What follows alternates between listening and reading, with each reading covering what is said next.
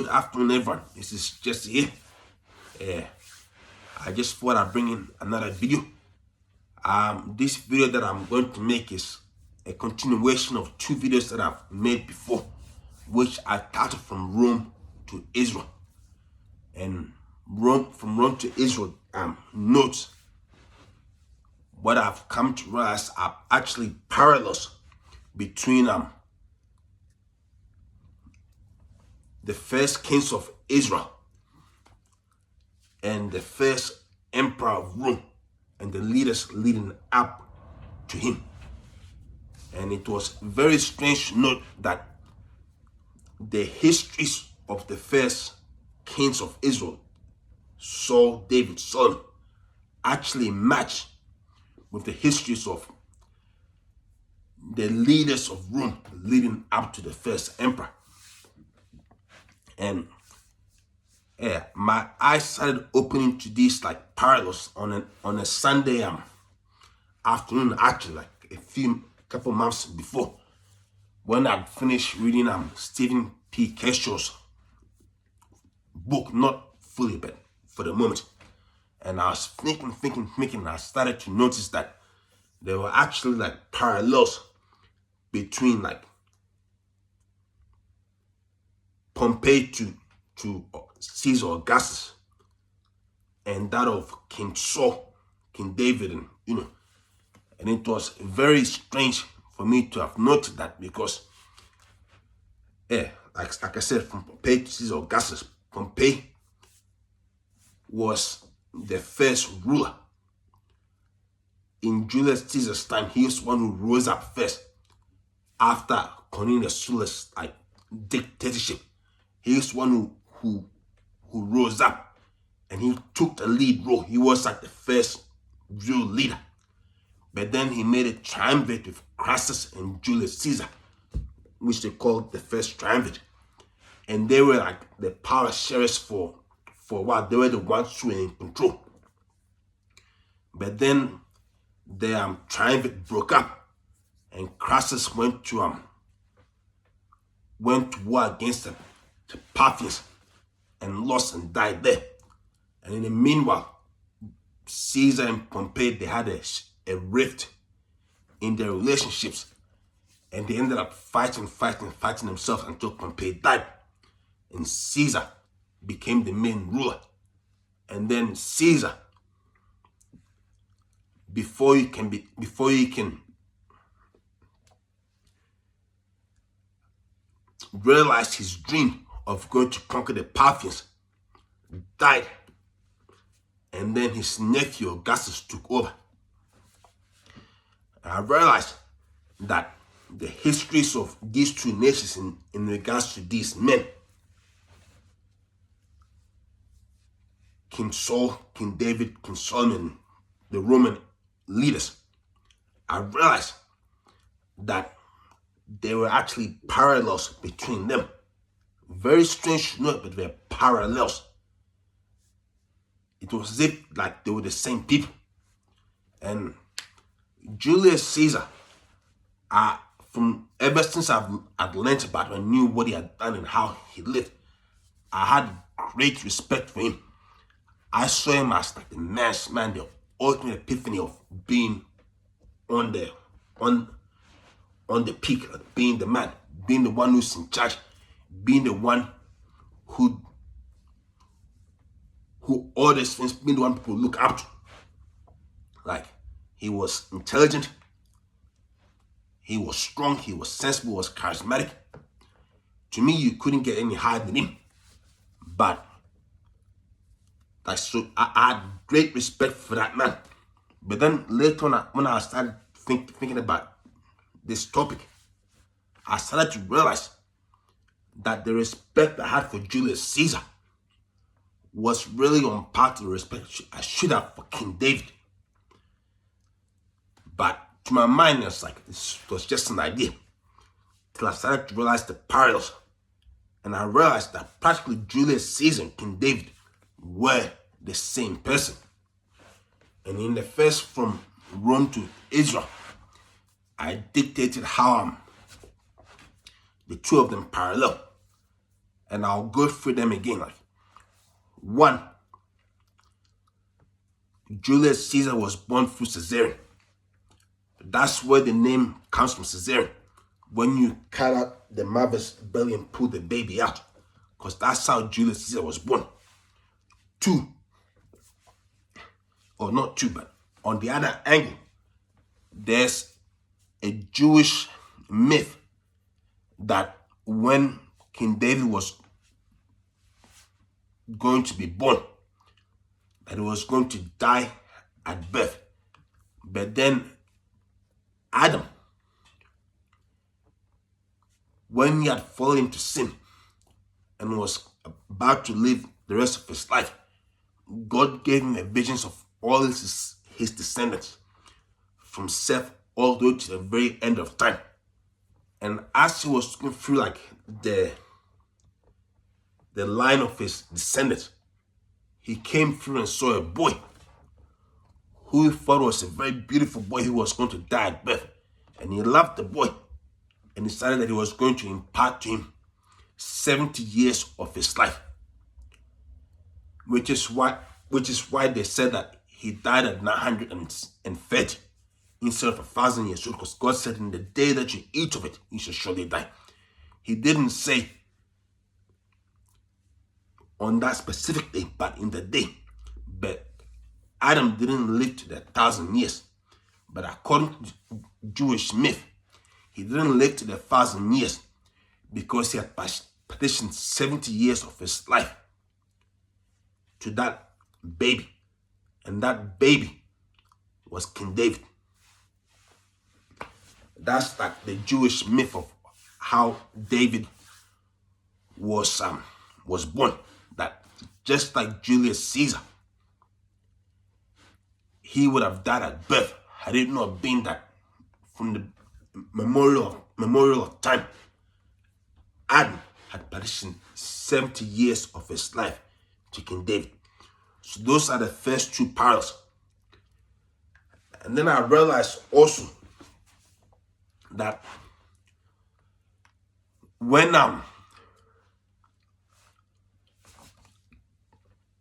Caesar had his conflict with Pompey, they were going at each other, fighting. That conflict that he had with Pompey was actually reminiscent of the conflict that King David had with King Saul. Like I said, Pompey came first, then Caesar. But King David had a similar conflict with Saul, because Saul was the first ruler and Caesar came to join him. Remember the triumvirate: Crassus, Pompey, Julius Caesar. Because in biblical times, when Saul lost his anointing, his right to rule, it fell on King David. And when it fell on King David, King Saul found out. And when King Saul found out about that, he hated King David. And we were fighting to the end of King Saul's life. And that's what happened with Pompey and Caesar. And just like King David, when King Saul died, and the Amalekites ran to him and pretended that he had killed King Saul because he thought he would get favors. And then later on, he wrote like a psalm honoring the life of Saul and Jonathan.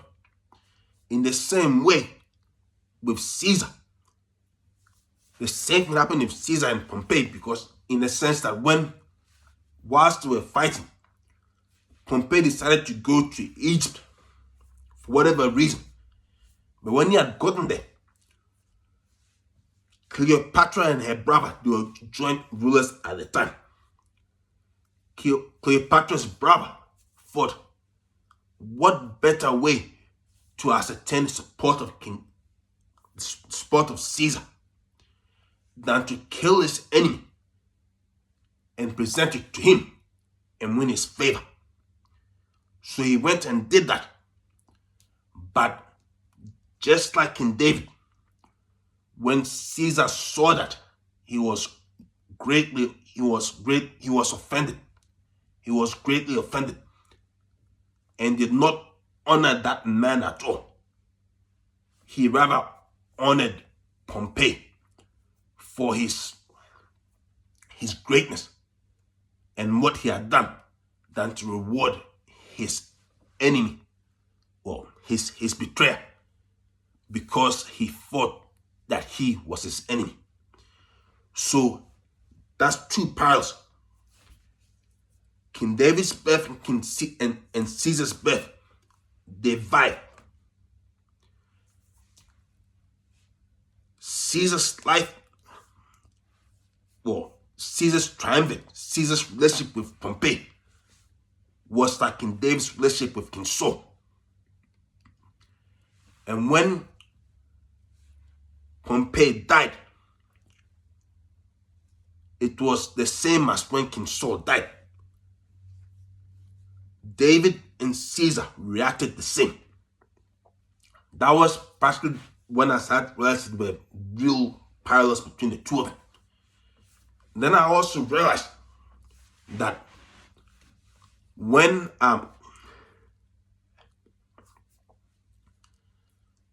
King David died and when Caesar died,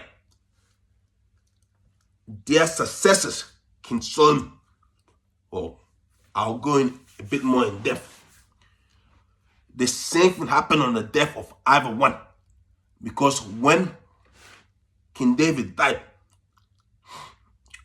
Joab wanted to give the crown to Adonijah. But at the same time, when Julius Caesar died, Mark Antony wanted to offset Caesar's wish for the inheritance of Caesar's nephew, Augustus. And Mark Antony would have gone all the way to have cut him off had Augustus not made peace with him. And in the same way, when King David died, even though Joab knew that David had chosen Solomon to succeed him, he was trying to give it to somebody else, to another son of King David, until he had died. And in the same way, not until Mark Antony had died, Caesar Augustus could not have reigned. And continuing on from that, Augustus and Solomon, the Bible says that King Solomon was 17 years old when he began to reign. And Augustus was practically the same age as well when he received his inheritance. So the two of them are similar.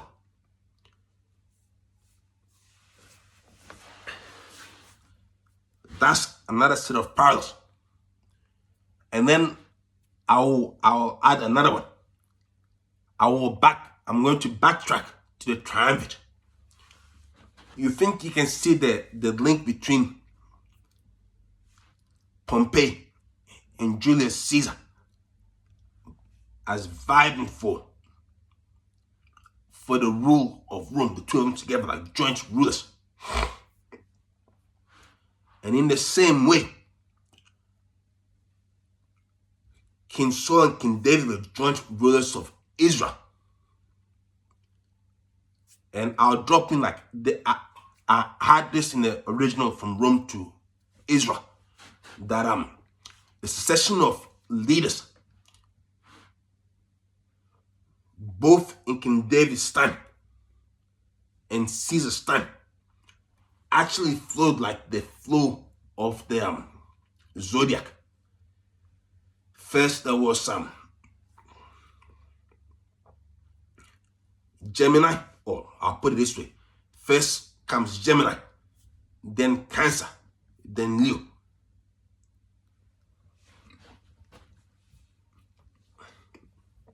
The legend of Gemini, according to the Babylonians, with the Greeks and the Romans, the legend of Gemini is Castor and Pollux. And that happened. How it happens is that in the Greek version is that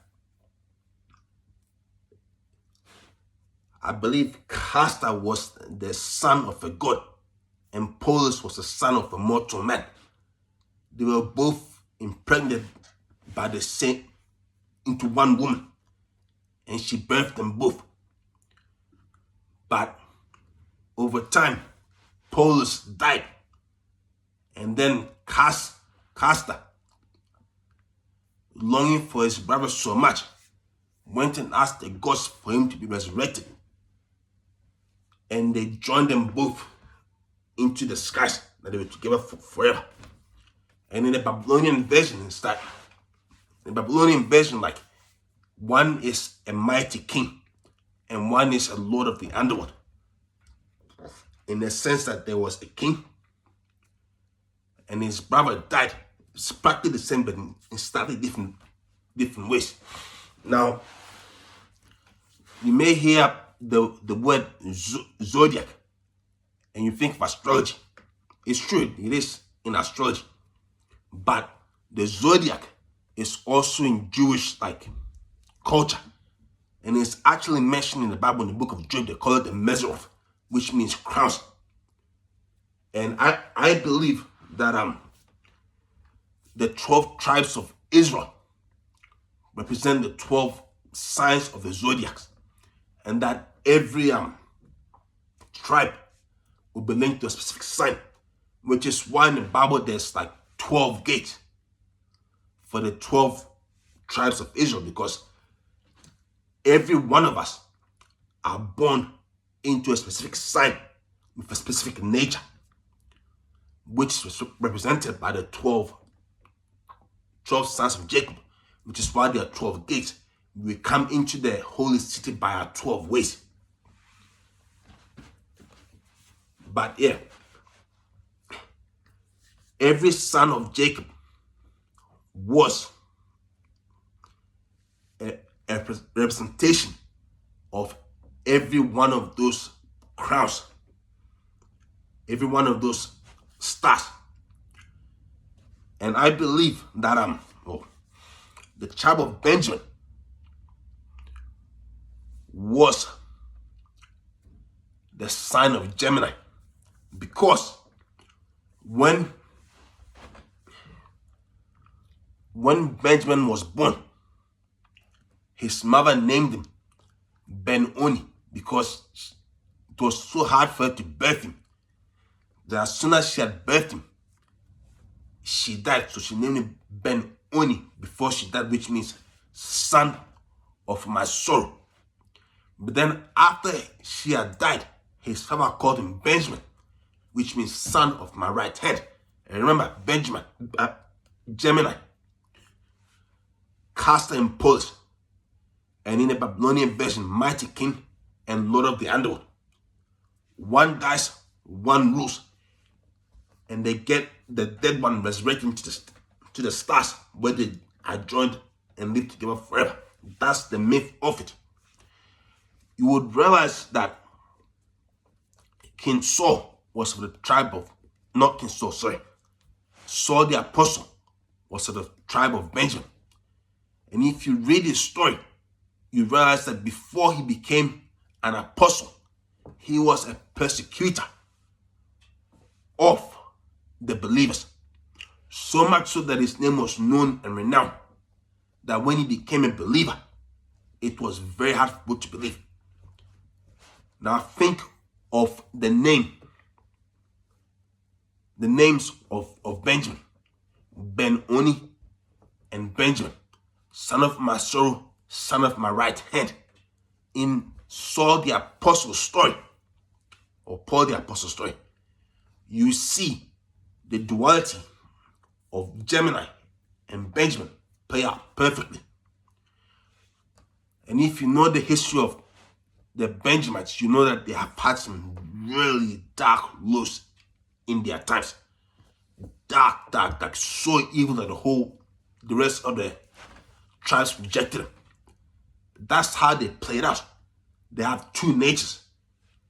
A supremely a very wicked one and a very pure one, as you see in the story of Saul the Apostle. So their histories correlate with their zodiacs: Gemini, Cancer, and Leo. First, there was the Benjamite, the Gemini, in the Israelite rule. And in his time, he started out very honorable, like the two natures of Gemini, two natures of Benjamin. Very honorable. But then over time, he felt to be very dishonorable. And when he became dishonorable, then God replaced him. And replaced him with who? David from the tribe of Judah.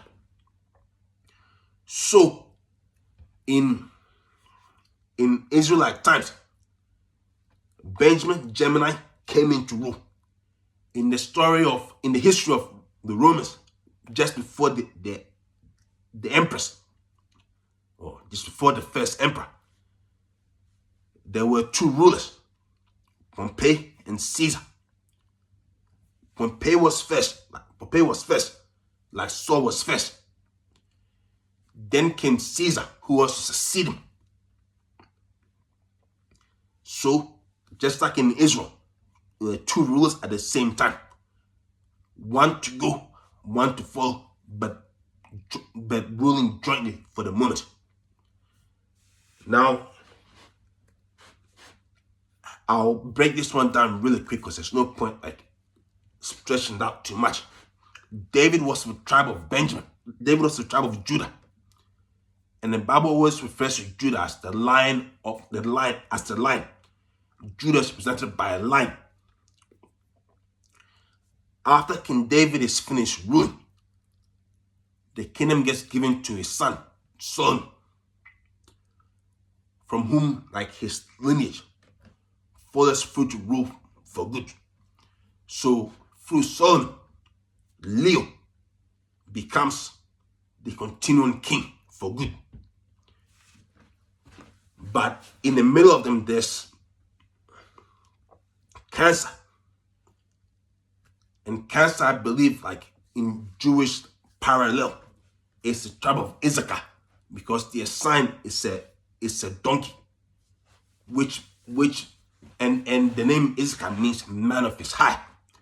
And donkeys are very sturdy animals; they're very strong.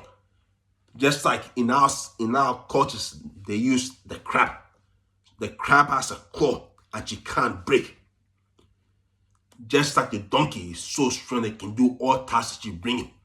So it's like saying, when you mention like Cancer, it's like the strong, the steady, the trustworthy. And that's practically who King David was before it was given to Saul. He was of the tribe of Judah, but his character or his representation was like that of Issachar, that of Cancer. He could be trusted, and he did his work and finished it, and gave it to his brother, and he gave it to his son to finish the rest. But in this context, you see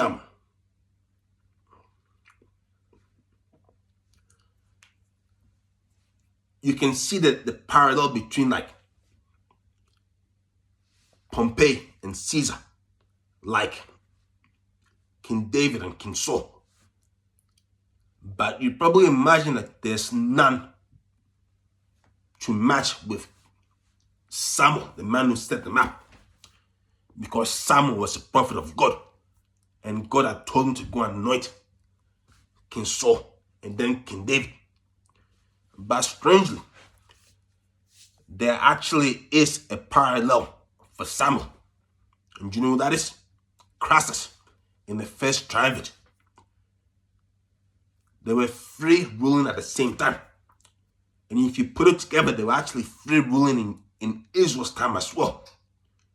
Because Samuel was the judge. He was in charge until the people wanted a king. So he anointed King Saul. And then King Saul failed, so God told him to go anoint King David. So Samuel himself was also a ruler in Israel. He wasn't just a prophet. So put it together. Pompey, Julius Caesar, King Saul, King David, and now the triumvirate, Crassus as well. And you'll be tempted to think to yourself that because Crassus wasn't a prophet that he can be ignored.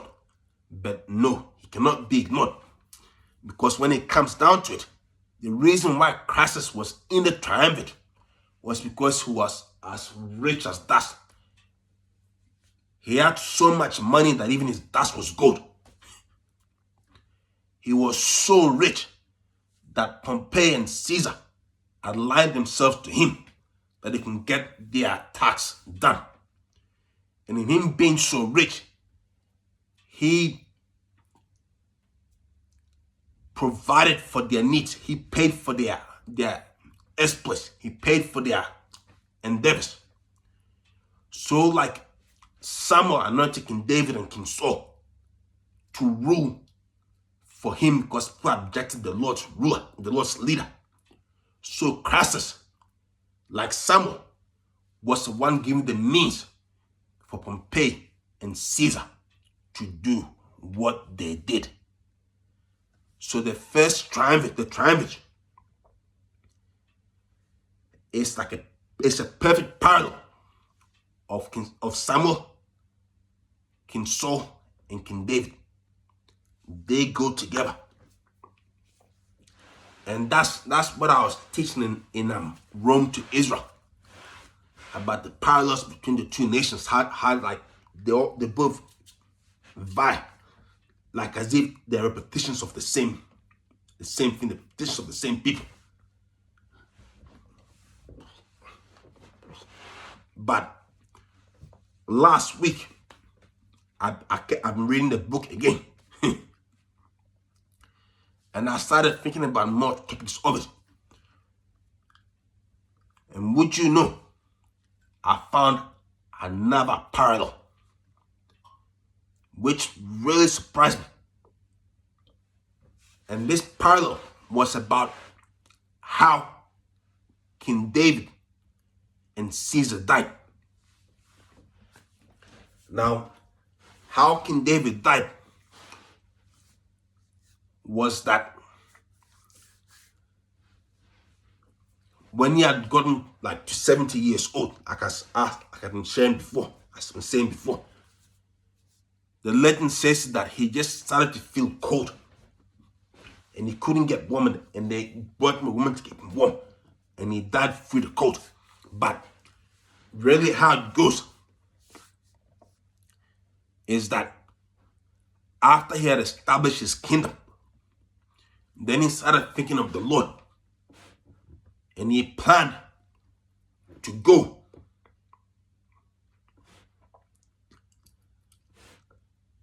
and build a proper house for the Lord, a temple for the Lord, that the Lord will live in a proper, like, real house than in a tent. And he made provisions for it. He collected the money, drew the plans, stacked up like the gold and silver, the precious stones, all of that, and would have built the temple. But the Lord told him, no, it's not for you to build the temple because you're a man of blood. But your son who shall reign after you, he shall build the temple. So when King David was about to die, he had the intention of building the temple for the Lord. But God rejected that and set that task to his son, King Solomon.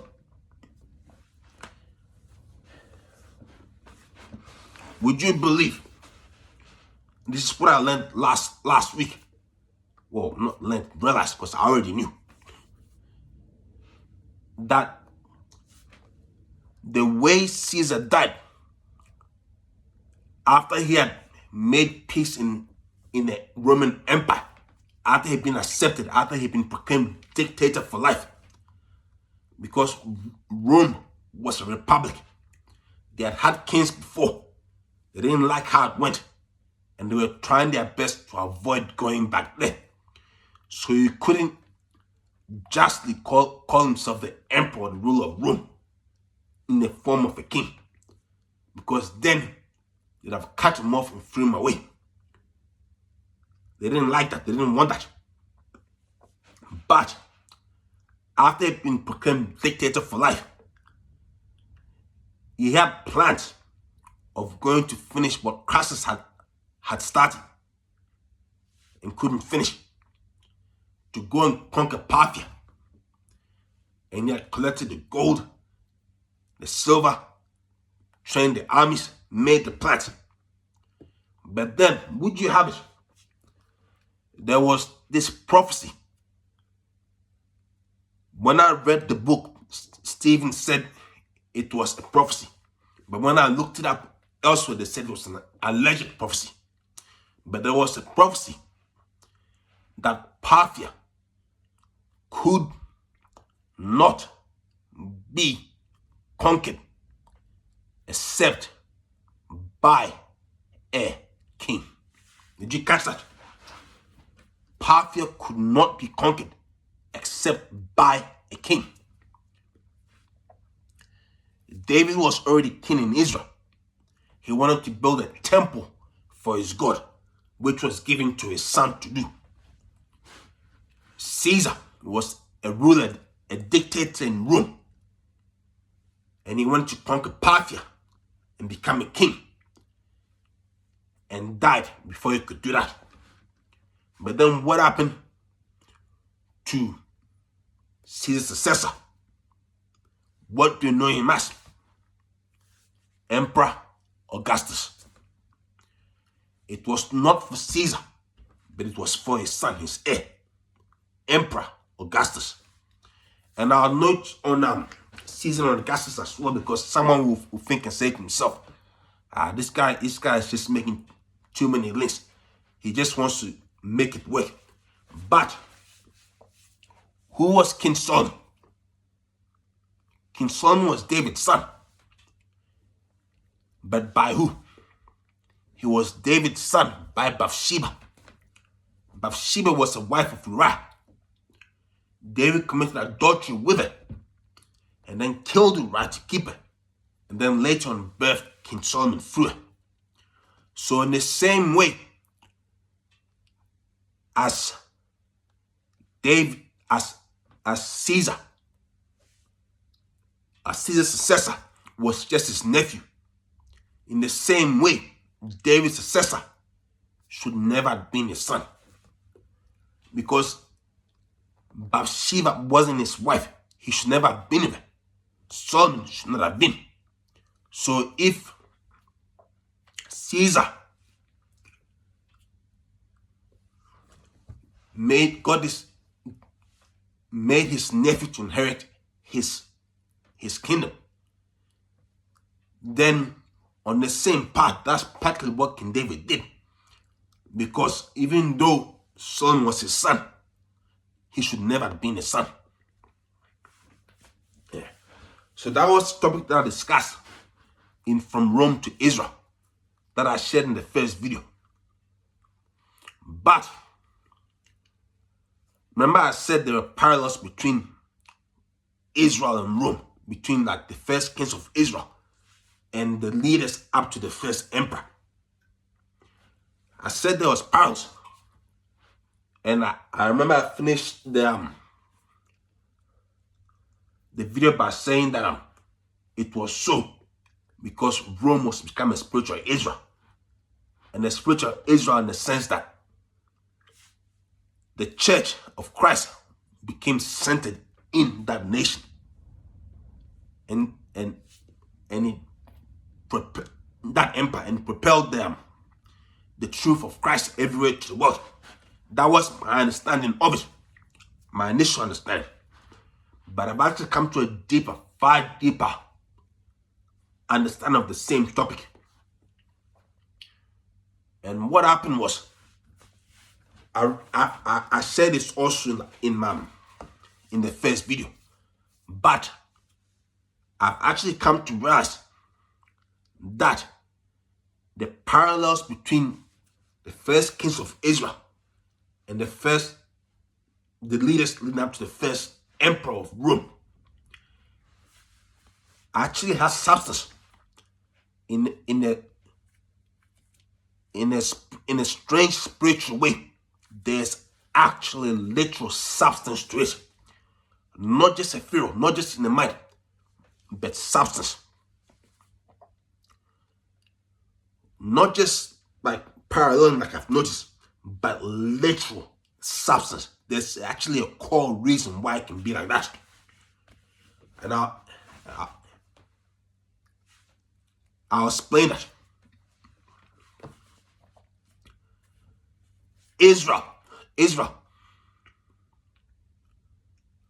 the nation of Israel was founded in Jacob, whose name became Israel after he prevailed with God when his brother Esau was coming to kill him, when he was going back to resettle in his homeland.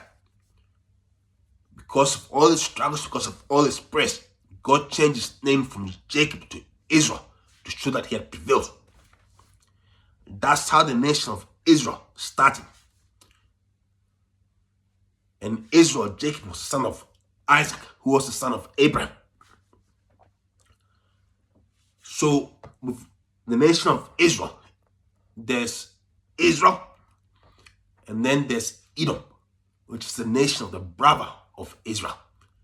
And the two of them, or the two nations and the two people, were sons of Isaac, who was the son of Abraham, who was the man whom God promised to give the land of Canaan to, the land of Israel to, when as yet he was not a people and didn't even have a son to carry forth his name, his lineage.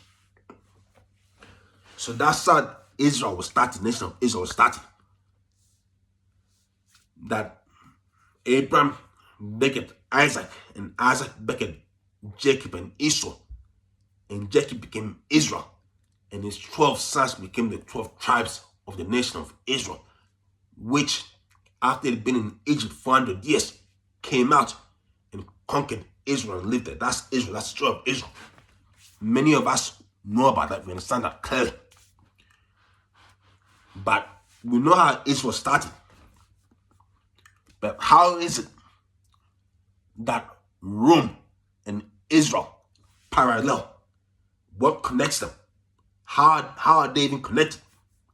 Like I said, before I thought this, because they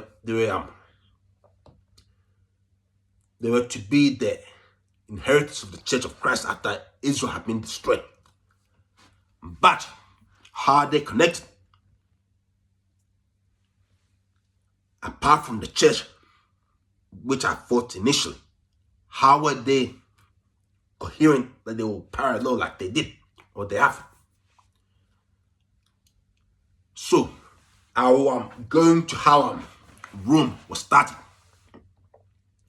We all know of Romulus and Remus, who were the twins who founded Rome.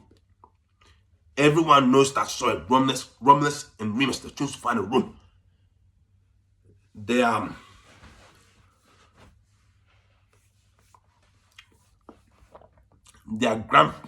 grandfather Numitor was the king of Abalonga. But then their grandfather's brother, Amelia,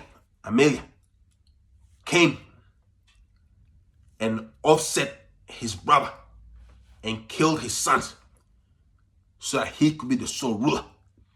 But then made Numitor's daughter Rhea Silver into a vestal virgin so that she could not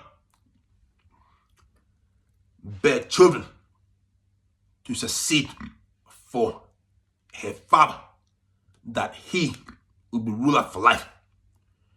But then accordingly, as she was being a vestal virgin, she was raped accordingly by the god Mars, and she gave birth to Romulus and Remus, who through like supernatural means, like being nursed by a she-wolf, were able to stay alive long enough to grow and go and kill Amelia and reinstate their grandfather as king, that they would inherit the title. But then after they had reinstated their grandfather, they went to found their own city, in which they founded the city of Rome, the city of 7 hills, Rome. And then the story goes that whilst they're trying to decide the borders of the city, there was an argument that broke up between Romulus and Remus, and Romulus killed Remus and became the first king of Rome. That's the story. That's what everyone knows. That's what we all know. But it actually goes further than that. If you read the Bible, particularly Daniel, he refers to Rome as Chittim in Daniel chapter 11, when he was referring to how the king of the south was going to run away from the king of the north. He says, and the ships of Chittim came, and he had to turn back. The ships of Chittim refer to Rome. When Julius Caesar and Mark Antony were doing their thing, Daniel called them Chittimites. Not Romans, Chittimites. So the Jews knew them as Chittimites. And so, to find how Rome and Israel link, we have to go back to the foundation of Chittim. Now, the children of Chittim actually lived in the land of Italy. But back then, when they were young and small, they weren't quite a united people. They were just like a collection of families, tribes doing their thing, like divided everywhere.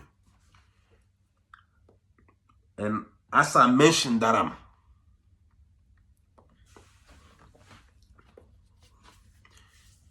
Israel went into Egypt for 400 years. Whilst they were in Egypt,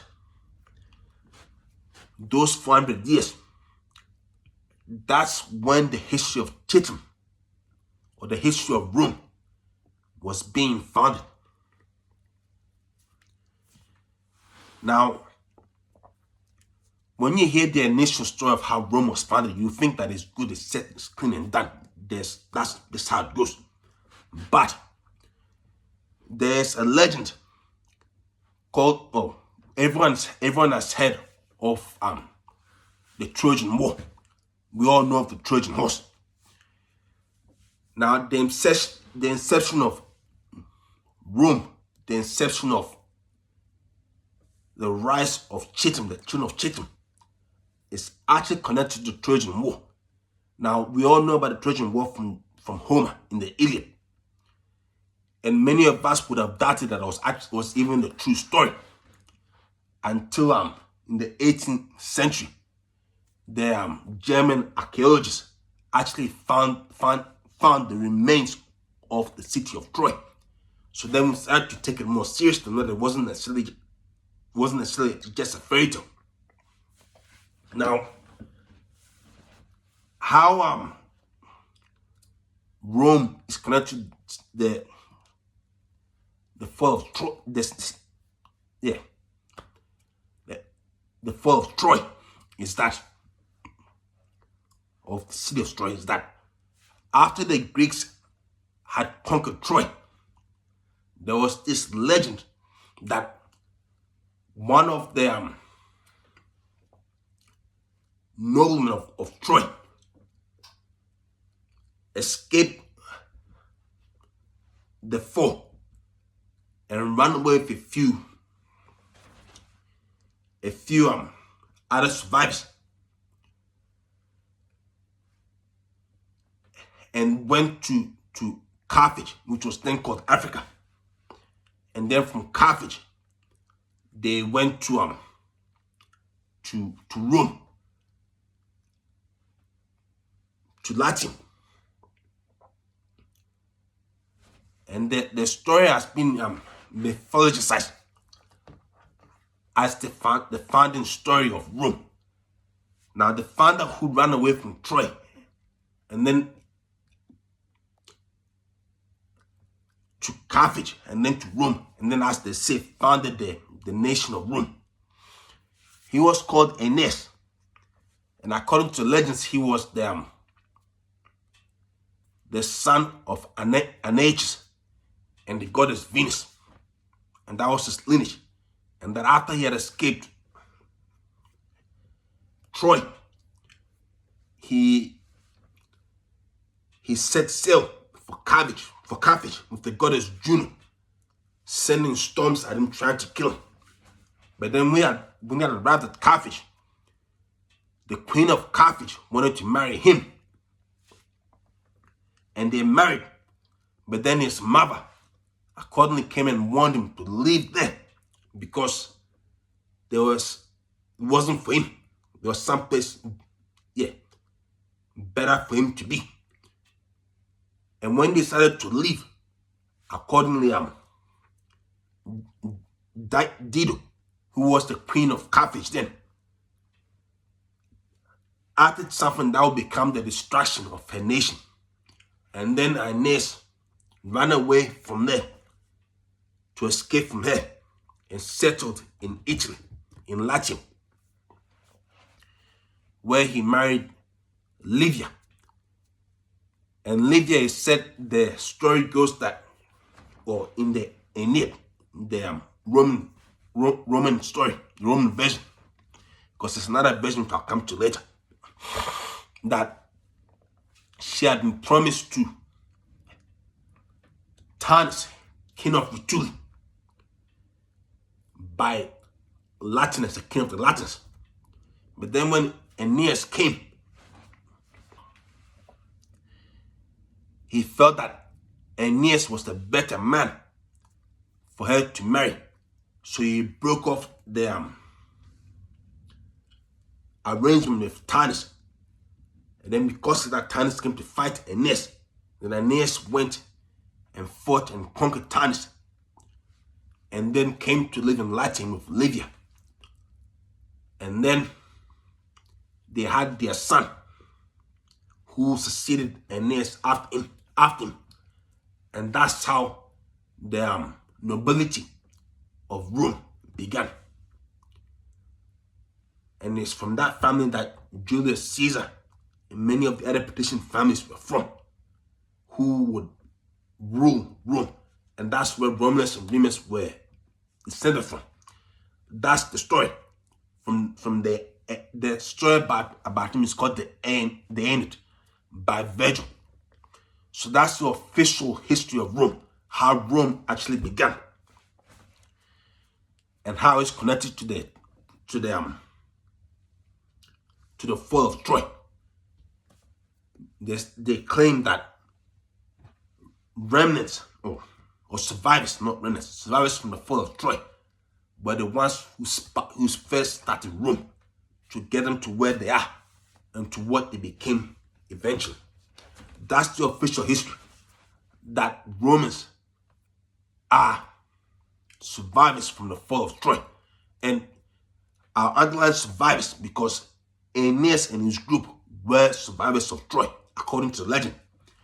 But the Titimites were already living in Italy. Aeneas accordingly just became the first king, and his descendants, the nobility of Rome. That's how it works. That's how it goes. That's the official history of it. But there is another take. It's not just that. That's Virgil's version. There's actually another take for the finding of Rome. And this version is from the Bible, because where you learn the other take of the finding of Rome is actually originated in the Bible. Now, in the book of Joshua chapter 10, he quotes of a book that they call the book of Yasha, which means the book of the upright. And that book details the history of this world from Adam to Noah to Abram to Moses to Joshua. It details in detail what happened in the Adamic times, to Noah, to the call of Abraham, to Joseph, Moses. Gives you details that the Bible does not put in. And in those details, we find another version of the story of Aeneas, the Aeneid.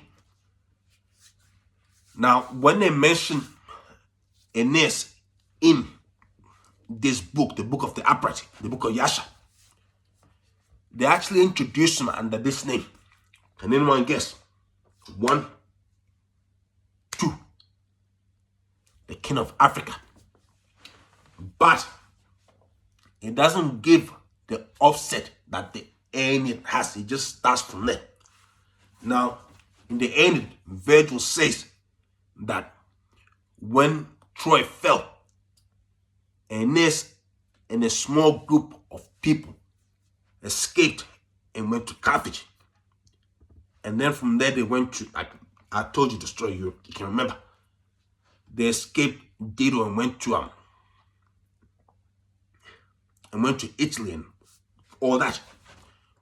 Well, in the book of Yasha, it gives all that history, but it's practically opposite. And it tells you more specifically what happened and how things went on. And how it goes in the book of Yasha is that Aeneas, when he had escaped from Troy, he went to Africa. And like the Aeneid said, he married Dido.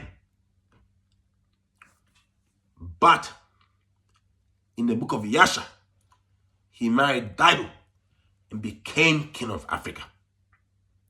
He married Dido and became king of Africa. He married Dido and became king of Africa. Now, in the next take of the story, in the Aeneid, which says that Aeneas went to Italy, and the king of the Latinus received him, and his daughter had been betrothed to the king of Tanis, not the king of Tanis, King Tanis of the Rutuli. And then he broke off that betrothal to give his daughter to Aeneas, which started a war between Tanis and him. In the book of Yasha, what happened was, how it goes is that there was a man called Uzi who had one daughter, no sons, and he died. And when he died, the people,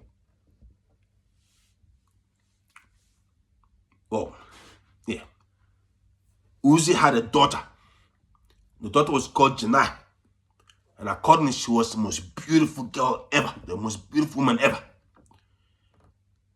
And the knowledge of her beauty spread far and wide. And what happened was, after Uzi had died, they wanted to find for her a husband. And because her beauty was renowned, everyone knew how beautiful this woman was. And the key person who was interested in her was actually Anges. That's what Aeneas is called in the book of Yasha, Anges, king of Africa. So Anges had heard of the beauty of this woman and had decided to go and take her and marry her. So he sent like messengers to the Latins, to the Chittimas. And they said, yes, you can marry Janai, as she's called in the book of Yasha. So the arrangement was made, and he was to marry Janai. But then Tanis, in the book of Yasha, is called king of Batuli, Betuli. But Betuli, they're practically the same.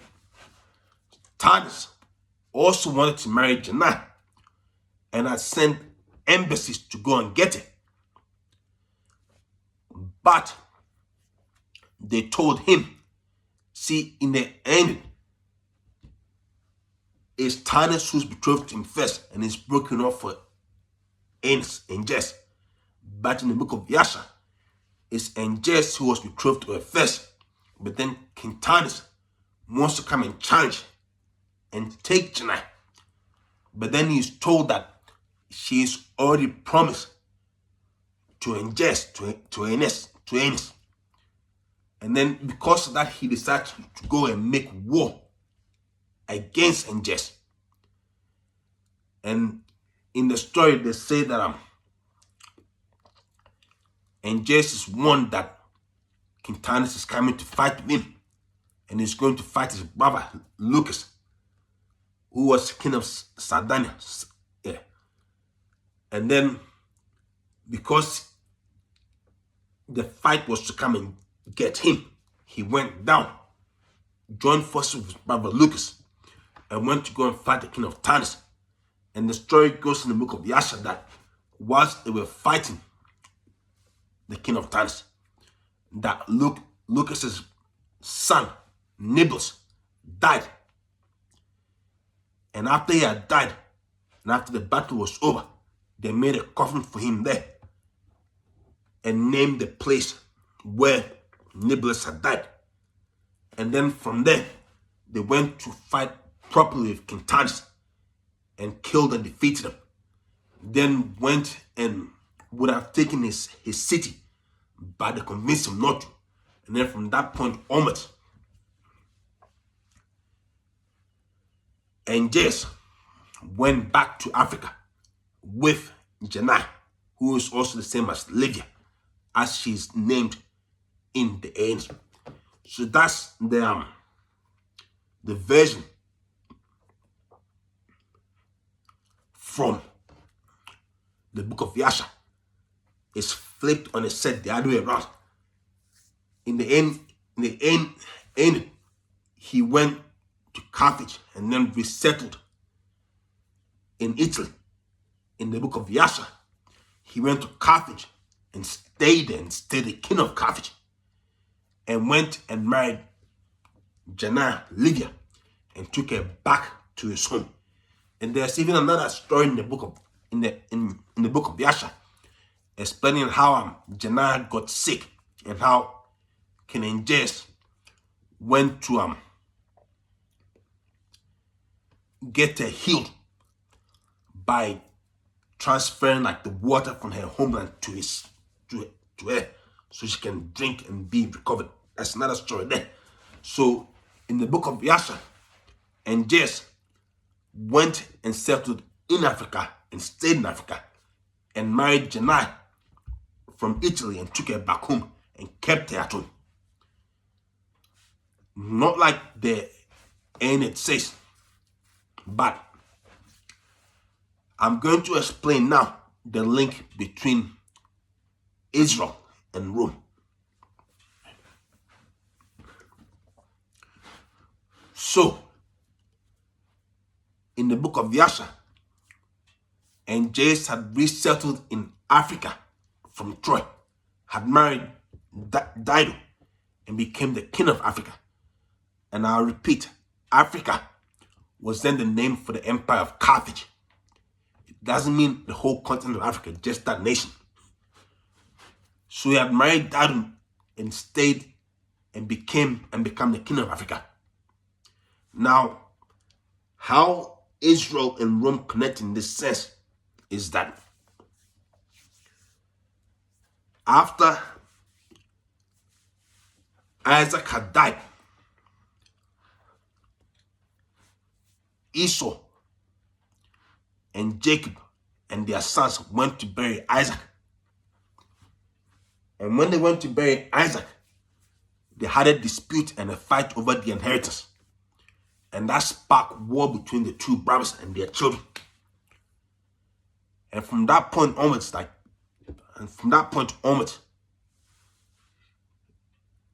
the children of Esau and the children of Israel were in strife. The two hated each other. Now, after Isaac had died, and after the Israelites had gone to resettle in Egypt,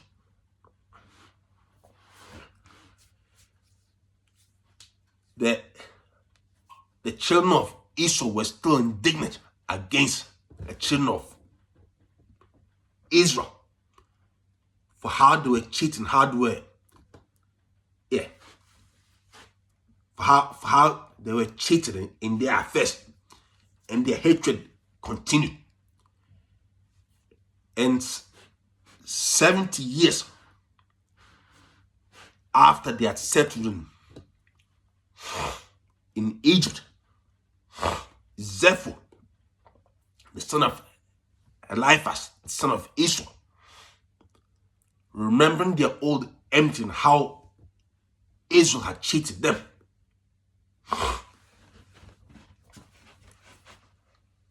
was at that time cool and friends with the king of Africa. And so he was doing his best to entice him to go and fight against the Israelites and avenge his family for how he believes they were cheated. So he was constantly saying to King and Jess, let's go fight the Israelites in Egypt. Let's go fight the Israelites in Egypt. Let's go fight the Israelites. Let's go destroy the Egyptians for the Israelites' sake. And the story or the legend spreads out even more here. Because when he wanted them to go and fight the Israelites, fight the Egyptians,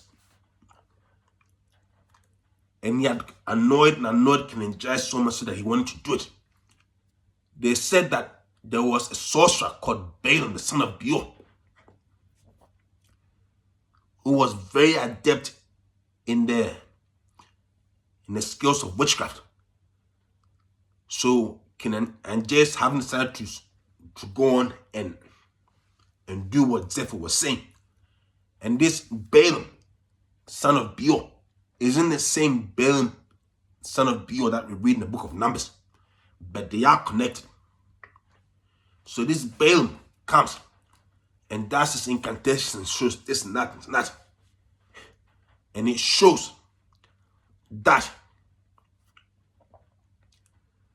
if they are going to fight against Israel, going to fight against Israel and the Egyptians, they were surely going to lose.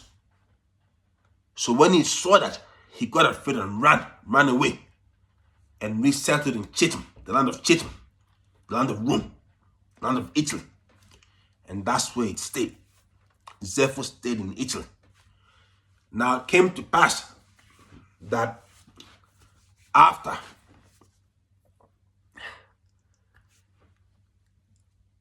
King and Jairus had taken Libya, you could imagine he was pissed off, he was annoyed, he was stressed because of what he went through to get the woman, that he started to go and raid the land of Chittim constantly. Like every year he would go and raid. After he had taken Janai. Now you can see the differences between the stories here. That in the end,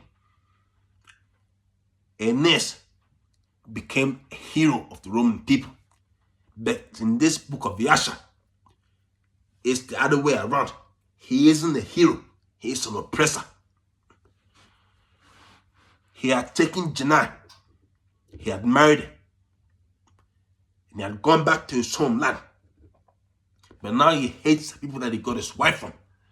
And he's going back constantly to raid and raid and raid.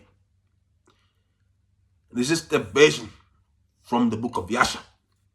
Going back constantly to raid and raid and raid. So he was practically just tormenting the people he got his wife from. But when Zepho relocated there, because he was running away from King and Jairus, in fear that if he could have got that nation destroyed, that man was surely killed.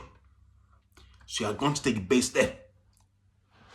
So when Zephyr had gone to take base there, he then began to defend the children of Chittim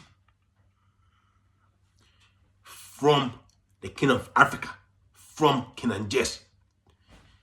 And he stayed there and led them and defended them constantly against King Anges, until eventually King Anges finished. King Anges quit. Now, as it goes, King Anges had been raiding the Italians for 13 years. And after Zephyr had gone to relocate there, he had started to defend them against King Anges. And King Anges was raiding less. But there came a point in time when King Anges had had enough. He was pissed off that the Italians, the Chittimites, were constantly routing him. So he gathered his whole force, his whole army, and that of the army of his brother Lucas, who was ruling Sardinia, and went to go and fight and destroy the Chittimites, the Italians. And like I said before, at that point, they were a scattered but small people. They weren't as powerful as they had become in our times. I said have become in our times, or as we knew them to have become in history. And the army that the king of Africa had raised up, that was great enough to have destroyed and wiped them all out. But as it goes, when Zephyr heard that they were coming up against him with such an army, like I believe the size in the book of Yasha was 800,000 people, that Yasha sent an embassy to his brothers, the Edomites, in Edom, in Mansia, to say, come and help us, that we can defeat the king of Africa. And they said, nah, we cannot do that because we have made peace with him since the death of our last king, and we don't want to break that. So sorry, we can't help you. So the Chittimites were lost. They knew they could not win. They had no hope. And so in them having no hope, they remembered that Zephyr was the son of Abraham. And they said to him, Zephyr, pray to the God of your fathers for us, that he may save us, because we have learned that he is able to save. Even with little, great and mighty. Because of course, everyone knows the story of how Abraham put to flight the 5 kings when they came against his brother, when they came against his nephew Lot, and had taken Sodom and Gomorrah. That with 300 people, he was able to break the whole army and get victory. So they asked Zephyr, pray to the God of your fathers, that he may fight for us and deliver us, because we know that he's a great God, able to do great and mighty things. And then Zephyr made this wonderful prayer to God, calling on him, the God of my father Isaac, the God of my father Abraham, come and save us. And in the book of Yasha, it says that God heard him for Abraham and Isaac's sake. And they went to war against the king of Africa. And with their small army, they were able to kill, the book says, 400,000 people. That King Anges went and said to his people, bring every boy 10 years old and up from both my kingdom and my brother Lucas's kingdom to come and help us to defeat these Chittimites. And another wave of people came and they fought, but the Chittimites won still anyway. And so in the book of Yasha, Zepho became their savior. He became the one that preserved them to live and to become the nation of Rome, or the empire of Rome, as opposed to the ending, where Aeneas is their greatest hero who founded their nation and birthed their first leaders. In the book of Yasha, it's the opposite. Angeas was actually their greatest enemy. He was one person who would have wiped them all out. They wouldn't have been a nation had Angeas had his way, because he never lived there and he never honored them for having given him his wife. And if I say wife, don't take it too seriously. Back then, people had multiple wives, so he would have been married to Dido and taken Janea as well. But in one book, or in one version of the story, he is their greatest hero. In another version, he is their greatest enemy, the one who would have destroyed them for sure had he had his way. And that's how the two stories are pitted against each other. That's the two versions of the founding of Rome. How Rome was made an empire. How Rome was made a nation.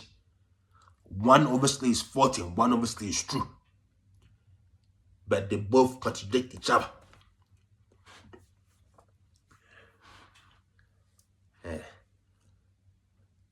And so that's the story of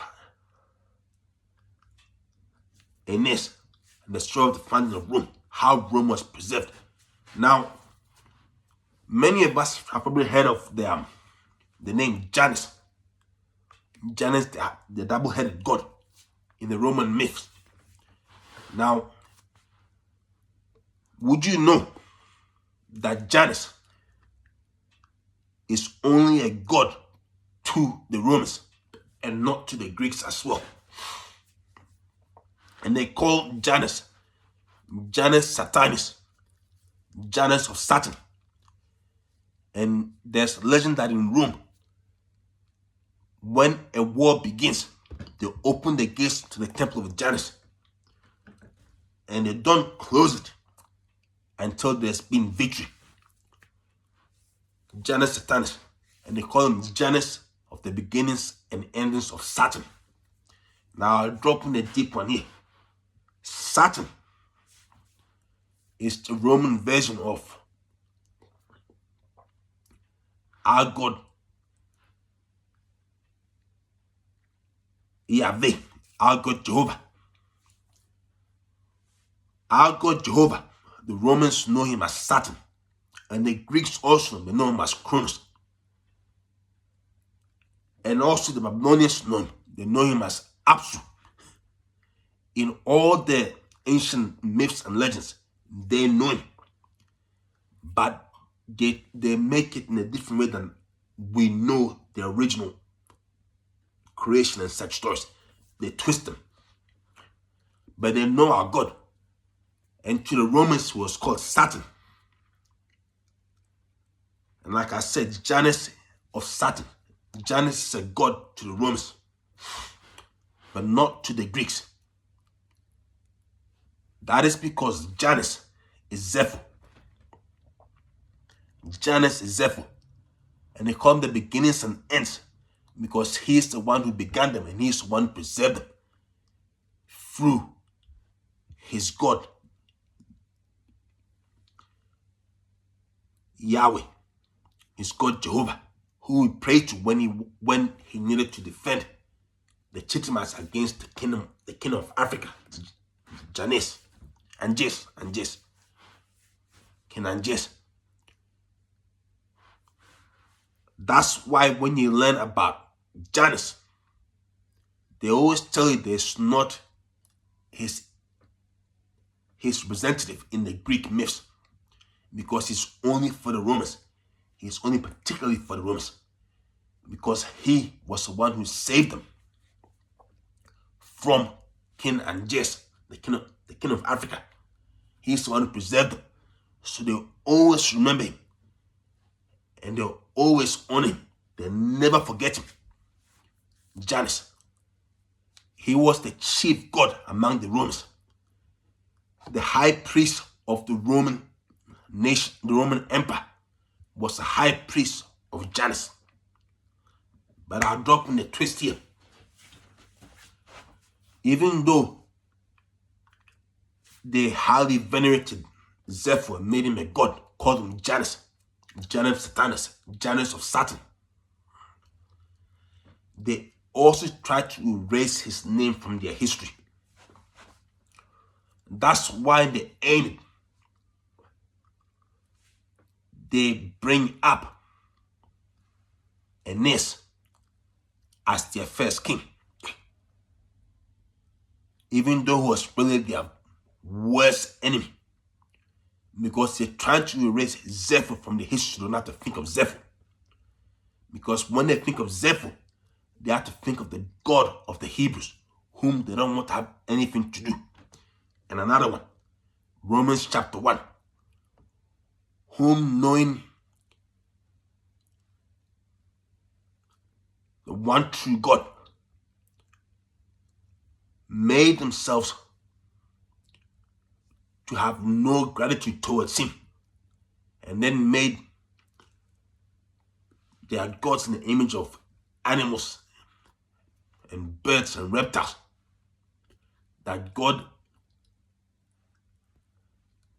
having no gratitude towards God and choosing to forget him, they were given to a reprobate mind. The Romans knew the Lord.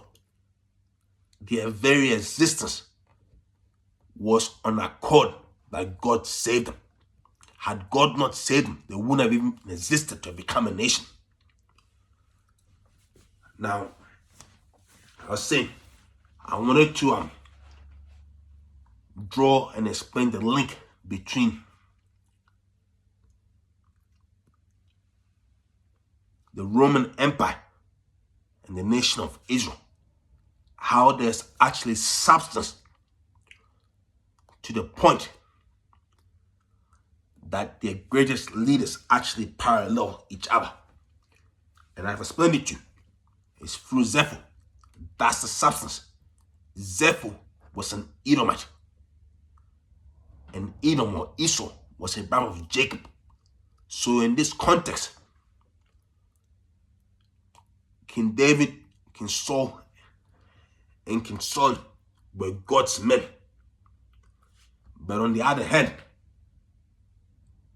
Pompey, Julius Caesar, and Augustus were like a polar opposite to these people. They're the same person, one through Israel and one through Esau.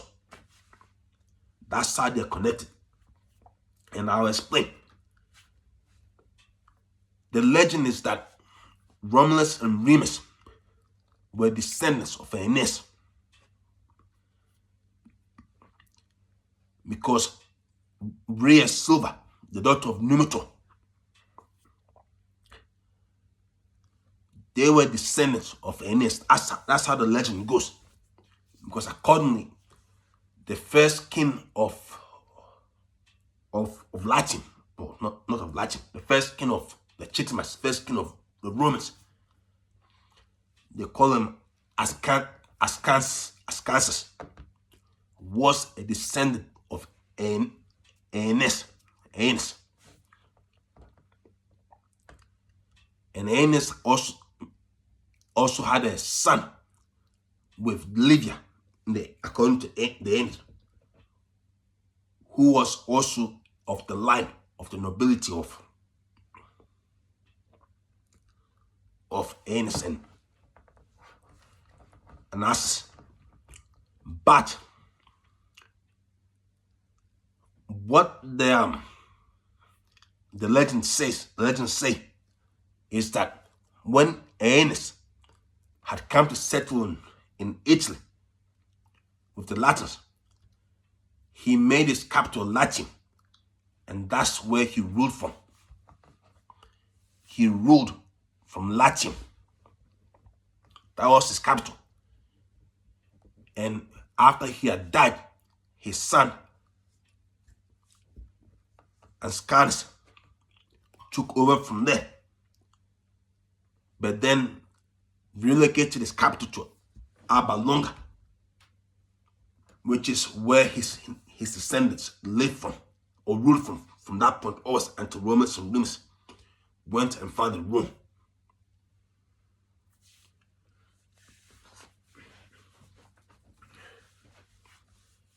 And according to the same myth, Julius Caesar's family and many of the other patrician families are descended from Ascanus, the son of Aeneas, who took over from his father when he had died in Latium and moved the capital to Alba Longa. That's your official record. But what we read from the book of Yasha is that King Angeas came in, took Janai, Lydia, took her home to his kingdom in Africa, and even channeled water from Italy to Africa to get his wife to drink to be healed when she was sick. And then afterwards, constantly went back and spoiled Italy, spoiled the children of Chittim, because he was pissed off about how he got his wife, until Zephyr delivered the children of Chittim from him. Now here's where it gets deep. Zephyr delivered the children of Chittim from him and preserved the whole nation. And according to the book of Yasha, when he preserved the nation and when he came to live amongst them, they made him their first king. So according to the book of Yasha, Zephyr was the first king of Rome, the first king of Italy, the first king of the children of Chittim.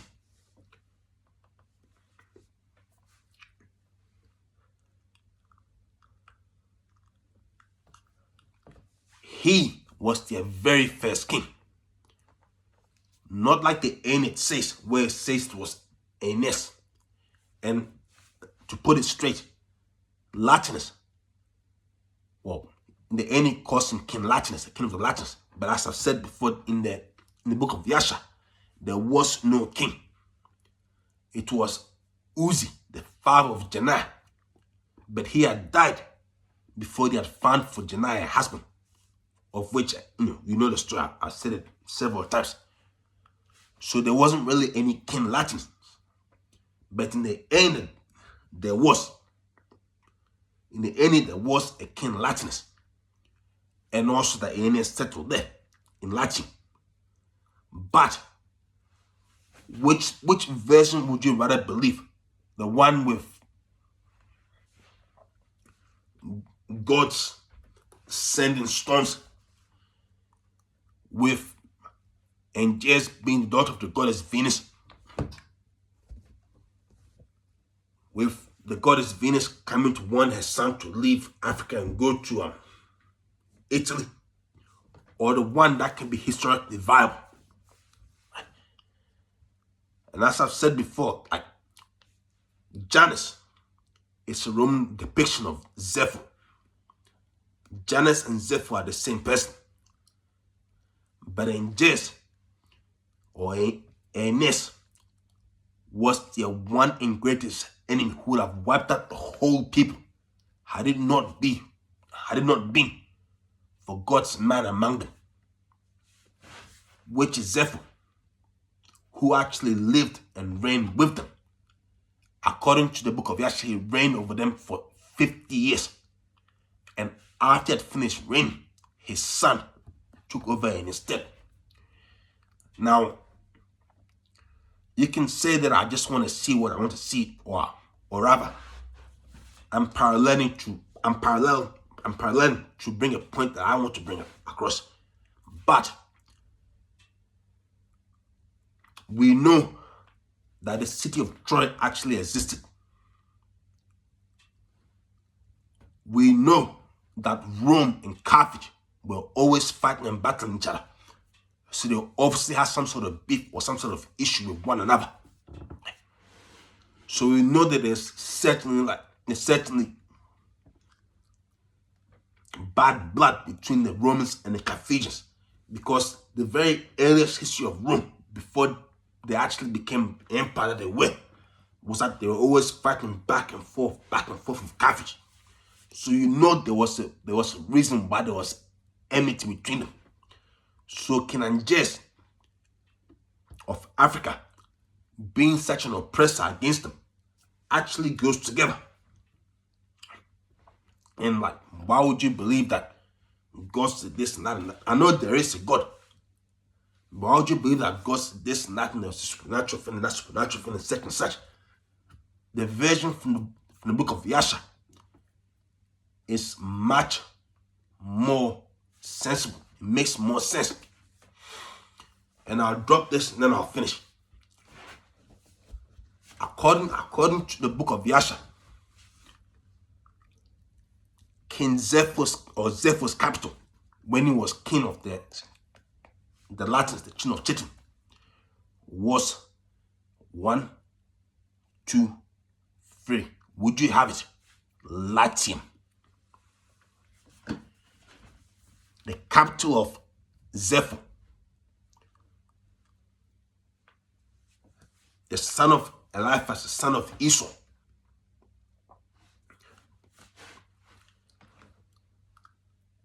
the son of Isaac, the son of Abraham, was Latium. Zephyr was king of the Chitimites in the city of Latium, which I'm going to bang on. It's according to the Roman legends,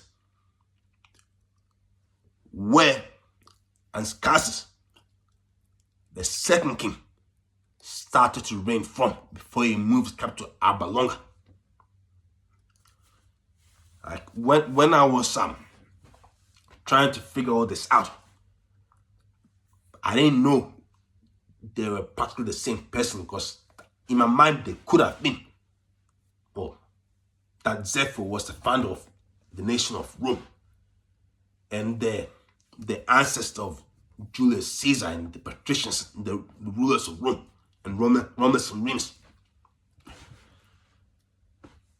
I was trying to see if they could link. I couldn't find the link. And I learned that from the book of Yasha, that when King Anges had gone and conquered, or not conquered, defeated King Tanis, that he went to his capital. He went to his capital city in Rutuli. Not that it's called Rutuli, the nation was called Rutuli. He went to his capital in Rutuli. He went to his capital city, and then accordingly they pleaded for him not to destroy him. He honored and went back. I was thinking that possibly my hunch was wrong, that Zephyr was really the originator of the patricians and the rulers of Rome, and that really may be that was still Anges, Aeneas. So I looked up on a map where the capital of Rutuli was, and tried to see if Anges could have birthed a son whilst he was there, who became like the ruler of Rome, and the father of the rulers of Rome from then, even though he had gone back to Africa, as the book of Yasha says. So I plotted that idea, looked at where Alba Longa was on the map and where the capital of Rutuli was on the map. And I actually noted that they were actually near each other, so I was starting to think to myself, maybe it was just my hunch. Maybe it was just my mind. Maybe I'm wrong. But then when I kept reading the legends, they said that Aeneas ruled from Latium and that his son took over from Latium before he moved to Alba Longa. And so through that, and also that I mentioned before that they said that Aeneas had a son with Livia as well as a son with another who was unconscious. But when I put together the ideas and realized that Aeneas never really lived in Italy, only visited, raided, went to a capital city and then went back, and then came back to torment the people, that the king of Italy, the king of the city of Chittim, King Zephyr, his capital was in Latium. So if King Zephyr's capital was in Latium and Aeneas only raided there, never lived there, and Zephyr had a son who ruled after him from Latium, then putting that together, the ancestor of the patricians and the kings of Rome was an Edomite. The ancestor of the patricians, specifically the Julian family, where Augustus Caesar was from and Julius Caesar was from. The first kings or the first emperor of Rome and the empress lineage go back to Zephyr, then to Eliphaz, then to Esau, the son of Isaac and the son of Abraham. There you have it. The two nations parallel. But as it turns out, there is literal, physical substance to them. Because Julius Caesar and his family and the patricians of Rome are sons of Zephyr, the Edomite. Not like they say in their legends where they say they descended from Aeneas. We've just discussed that he was their greatest enemy. But they are sons of Zephyr, the Edomite. Janus Satanas, Janus of Saturn, the man who prayed to God and God delivered the nation free. The Edomite who went to St. John with them when he was running away from the king of Africa for fear of his own evil intents that didn't turn out. Zephyr, the son of Eliphaz, the son of Esau, who was the son of Isaac, who was the son of Abraham, was the first real king. Was the first real king of Rome, the first real king of the kingdom of Chittim, and his descendants followed suit and made the ruling class of the nation. So when Israel had fallen, and when Israel was being ruled over by another peoples, it was actually being ruled over by the descendants of their brother. It's practically a family affair. The two of them don't correlate for nothing. It's like a divine plot or divine plan to segment and put in a position or in parallel two peoples who could have gone together. like to say, two sides of a story, two sides of an angle, two sides of a point. God preserved the Roman peoples.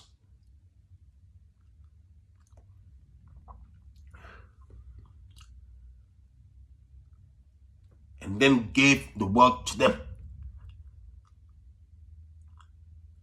Just like he would have given it to the children of Israel had they honored their Lord when he came. You see it there. God's people forsook him. But when they had forsaken him, he gave it to their brothers. He gave the word that he was going to give to them, to their brother, the descendants of their brother, who held the power, and according to the Bible, will hold it until Christ comes back. I pray that, or I hope that this message will be insightful for you, and I hope that will urge you to want to know more, and to want to understand, and to want to follow and do, or rather to be more on fire for the cause of Christ. God bless you all. Bye.